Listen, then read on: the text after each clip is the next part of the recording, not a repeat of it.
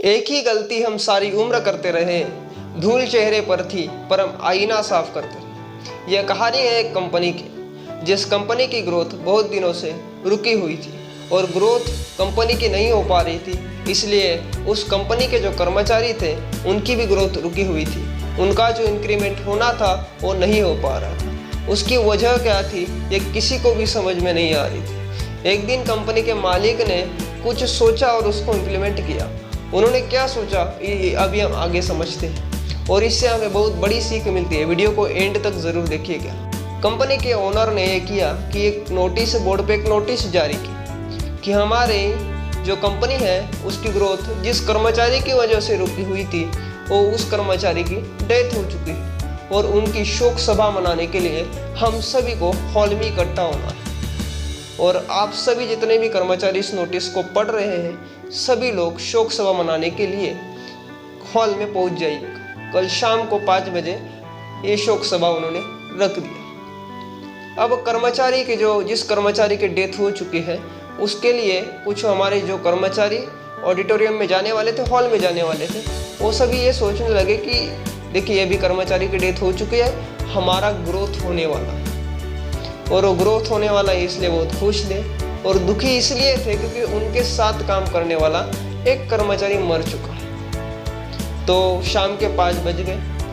उन्होंने उस कर्मचारी की शोक सभा में हिस्सा लेने के लिए वो सब हॉल में पहुंच गए। उस हॉल में पहुंचने के बाद एक एक करके उनको अंदर भेजा जा रहा था। उस हॉल में एक ताबूत रखा हुआ था और उसके अंदर एक आईना था जो रखा हुआ था। तो सभी कर्मचारी एक एक करके उस ताबूत के पास आते थे और अंदर अपनी फोटो को देखते थे। तो कर्मचारियों को ये चीज़ समझ आ गई कि कहीं ना कहीं हम हमारा 100% एफर्ट नहीं दे रहे, इसीलिए इस कंपनी की ग्रोथ रुकी हुई है। और इस कंपनी के मालिक ने क्या अजब गजब दिमाग लगाया कि ये जो भी कर्मचारी है इनको समझाने के लिए, क्योंकि सीधे जाके समझाएंगे तो उनको गुस्सा आ जाएगा, उनको अच्छा नहीं लगेगा।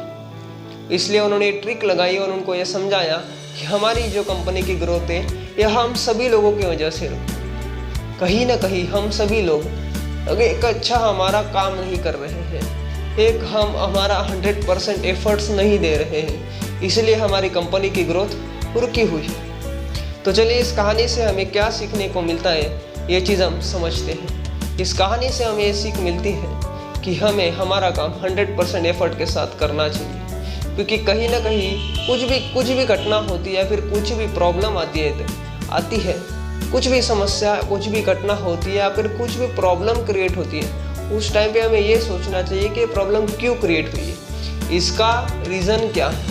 और रीज़न ढूंढने के बाद हमें अपने आप ही सोल्यूशन पता लग जाएगा और जो सोल्यूशन है उसे हमें इम्प्लीमेंट करना चाहिए। और वो जो रीज़न है वो कहीं ना कहीं ये भी रहेगा कि हमने हमारा 100% एफर्ट नहीं दिया था, इसीलिए ये जो प्रॉब्लम है वो खड़ी हुई है या फिर हमारा काम रुका हुआ है। मैं आपसे मिलूंगा अगले वीडियो में। जय हिंद, जय महाराष्ट्र, जय श्री राम।